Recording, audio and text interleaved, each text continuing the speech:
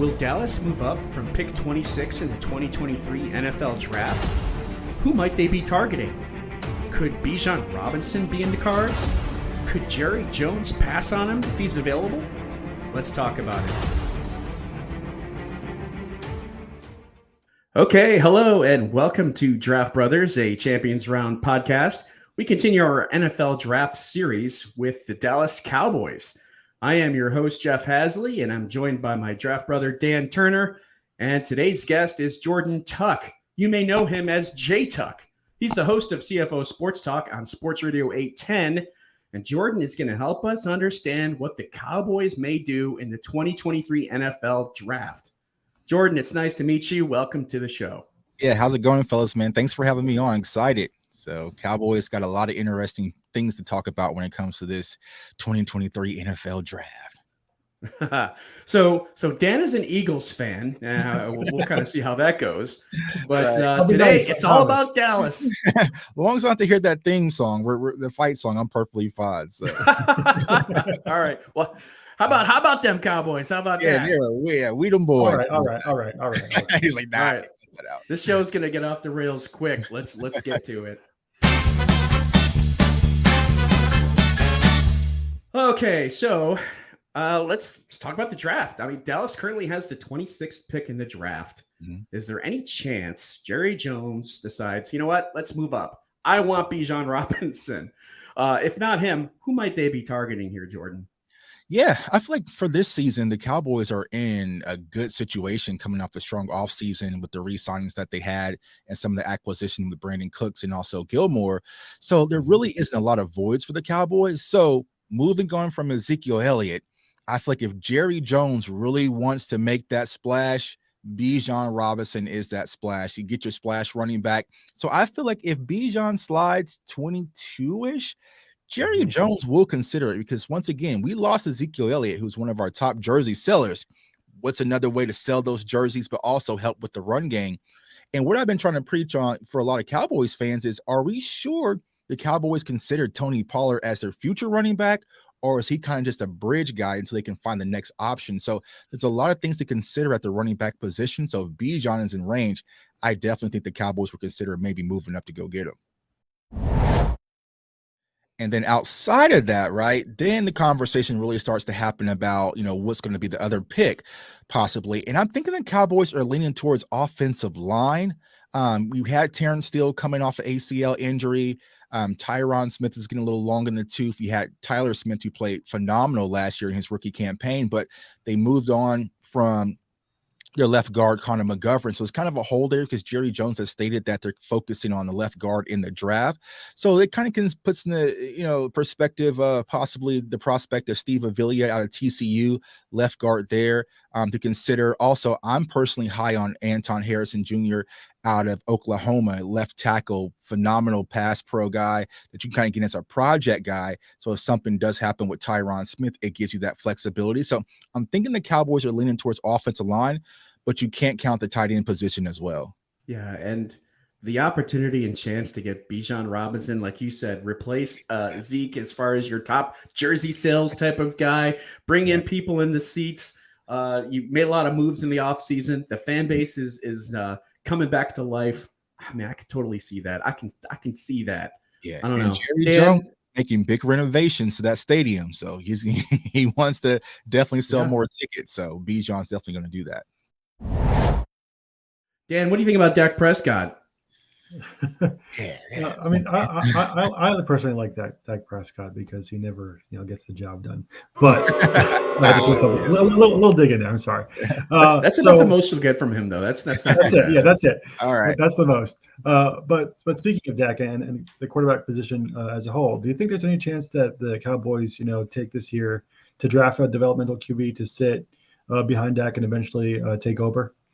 Yeah, I think you should strongly consider it. Now, the Cowboys did bring back Cooper Rush. You can take that with a grain of salt. I know some Cowboys fans, they're super high on Cooper Rush. Me personally, I'm not, but he did his job last year.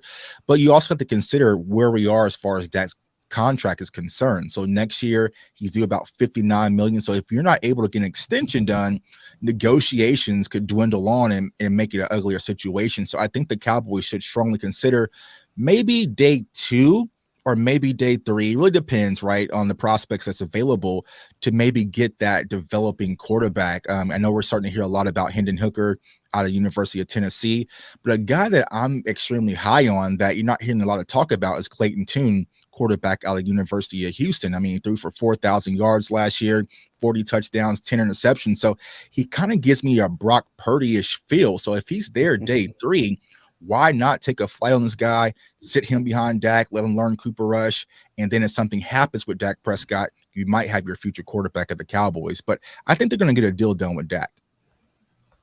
If you like sports and playing sporting games, download the Champions Round app. Get playing and start winning. Use promo code DraftBros for a free $10 and check out our newest game mode, Spicy Slips. If you love live sports gaming, the NBA, or you just want some extra action this NFL offseason, come play Spicy Slips. Build a 2 to 5 leg parlay of live props and win big today. Jordan, I want to ask you, is Dallas content with their current tight end situation? Obviously, Dalton Schultz is now with the Texans. If they look to the draft, this is a pretty decent tight end draft. Is there a particular tight end that you'd like to see? And what can you tell us about Jake Ferguson and his role? Yeah, and that is a huge topic of conversation when it comes to a lot of Cowboys fans, because you mentioned, we moved on from Dalton Schultz, but Jake Ferguson and also Peyton Hendershot stepped in and played well from the reps that they got last year. So me personally, I like our young tight end core, but there was rumors last year that Mike McCarthy was very high on one of my favorites in last year's class was Trey McBride, who went to Arizona, and we got sniped a pick before at the 54, I believe. So, I think the Cowboys are considering tight end. Now, some of the names that are floating around is Dalton Kincaid out of Utah.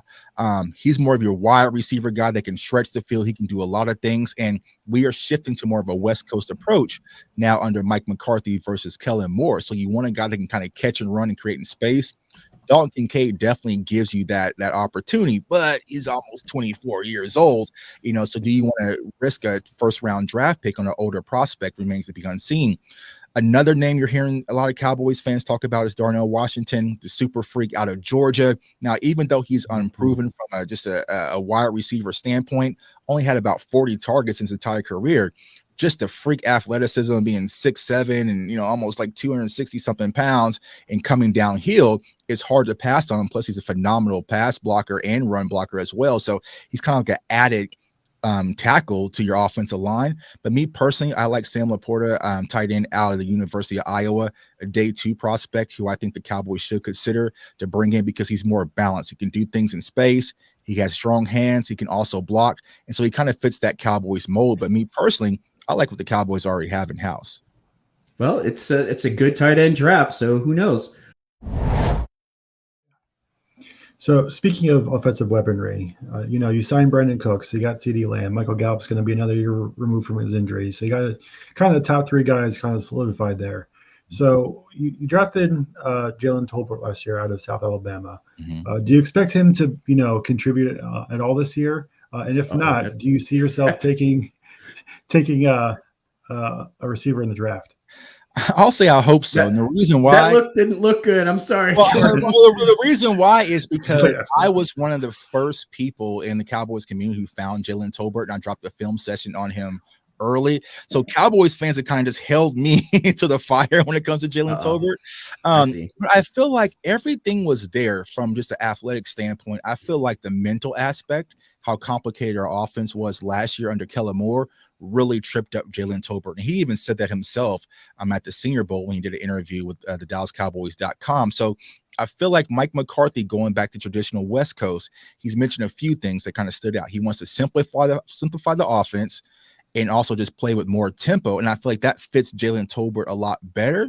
So I think that he's going to get a better opportunity to kind of showcase his ability in Dallas. But here we are, a brand new draft class coming in. Depending on how things swing, he might be the odd man out because you have CeeDee, Michael Gallup, Brandon Cooks. Then if you bring another draft pick, let's say one of my favorites, Josh Downs, that's 4. Then he's kind of competing with Simi Fioco and Kavontae Turpin, who's our kick returner. That's a slot that's going to fill for the wide receiver void. So he's really going to have to show improve in his second year. But I feel like if given the opportunity, he will. So it still remains to be unseen with Jalen Tolbert. But I'm still he's not on my tab anymore, but he, I closed my tab on him, but I still think he has some upside potential in Dallas. Yeah, maybe that second year of understanding and kind of, knowing where you are and growing and developing will help him out. So for sure.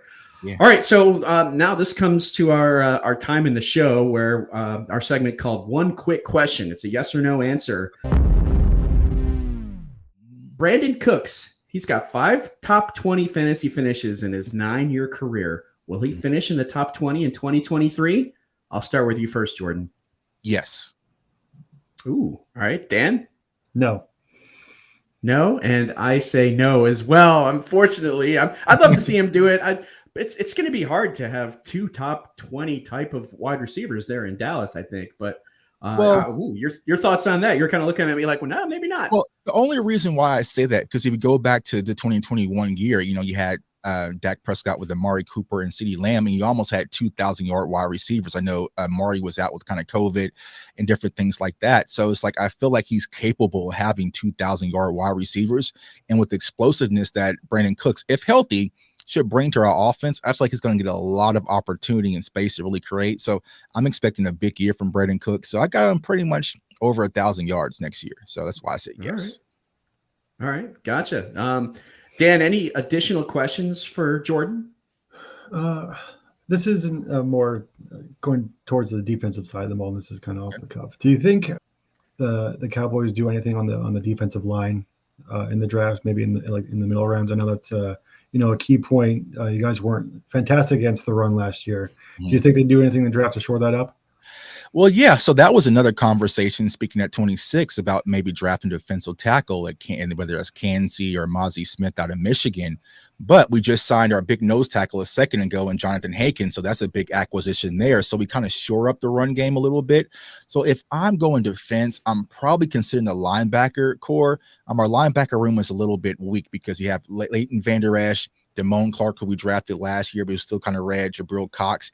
And then Micah is kind of just, he's on his own little thing, right? So I would think the Cowboys would consider possibly linebacker.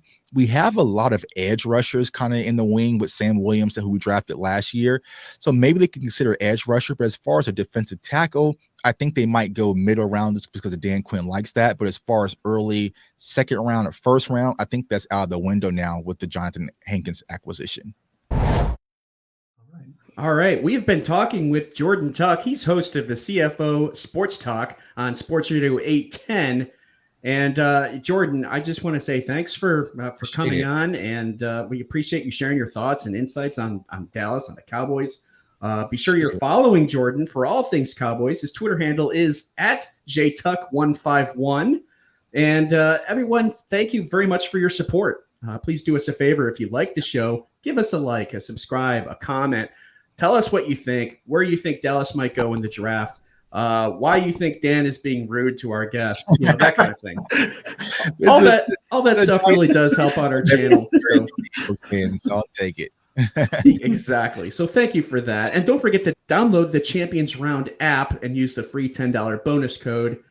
Make sure that you check out our Cowboys mock draft video that we're going to do with Jordan here, and then see who he picks for Dallas. So your entertainment is our passion. We'll see you next time. Thank you.